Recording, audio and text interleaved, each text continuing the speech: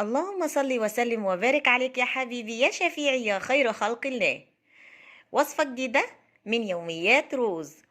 يوميات روز جايبه لنا النهارده وصفة جميلة، الكبير والصغير ما يختلفوش عليها.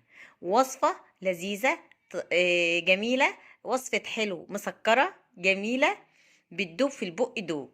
ايه هي الوصفة دي يا روز؟ بتتكون من مكونين اتنين وفقط، مكونين اتنين بس. مكونين اتنين موجودين في اي مطبخ وموجودين معايا في اي مكان. ومكونين سهلين جدا واقتصادية جدا.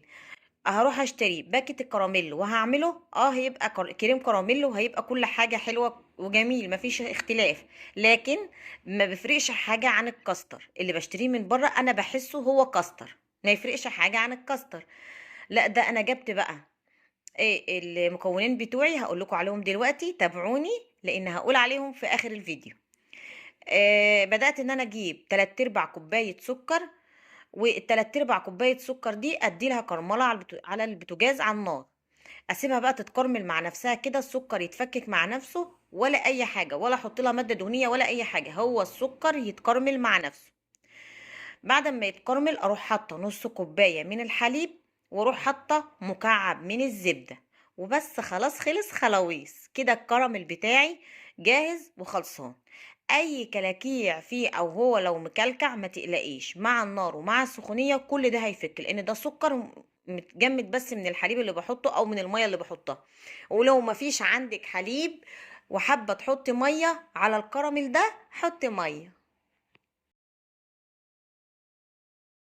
خلاص، وده كده الكراميل بتاعي اتكرمل، بقول لكم كده خلاص، ده الفينيش بتاعه، ياخد بس غلوتين على النار كده. وخلاص كده الكراميل بتاعي خلص، هركنه على جنب واروح للمكونين بتوعي القمر اللزاز الجمال اللي هيعملوا لي احلى كريمه في الدنيا. المكون بتاعي الحليب، انا عندي 2 كيلو من الحليب، نزلت بيهم في شفشق الخلاط، وكله في شفشق الخلاط، ولا هضرب بمضرب ولا هضرب باي حاجه، كله في شفشق الخلاط. هنزل ب2 كيلو من الحليب، او زي ما تحبي، او زي ما تحبي المقدار بتاعك يكون ايه. انا هقول لكم المقدار واسهل لكم الدنيا كويس جدا. وعندي المكون التاني، السكر طبعا موجود، ده اساسي. هنحط بقى السكر تبع الرغبه.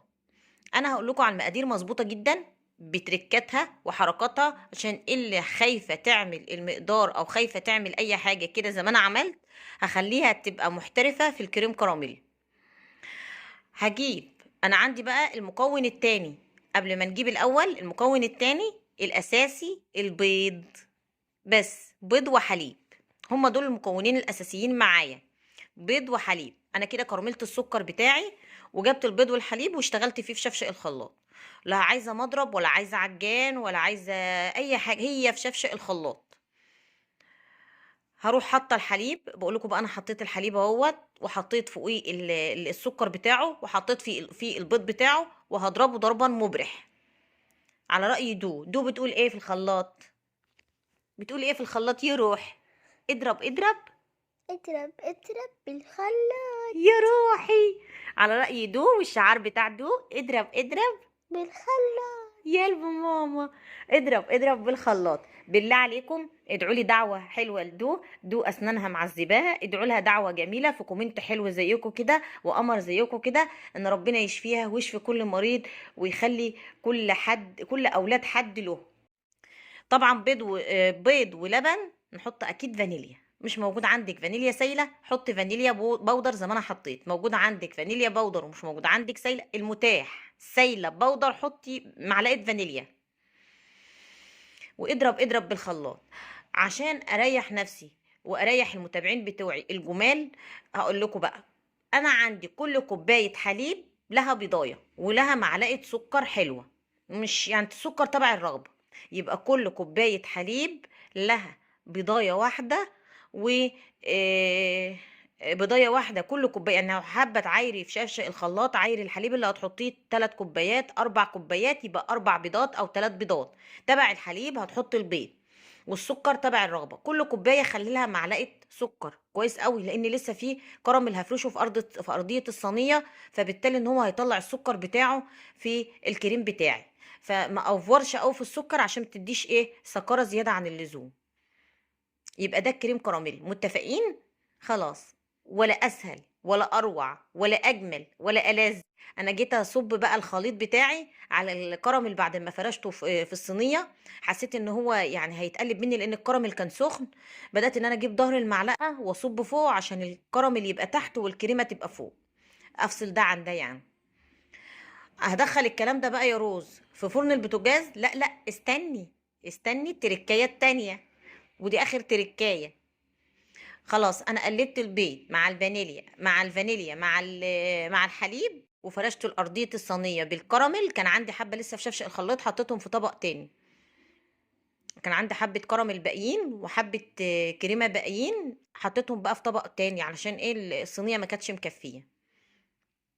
وده احلى صينيه كريم كراميل. عندك الكوبايات الصغيره حطي فيها وما تقلقيش، كل كوبايه حطي فيها معلقه كراميل وتلاقي فوقها او صبي فوقها الخليط ده، هيطلع معاكي كريم كراميل جميل ما حصلش.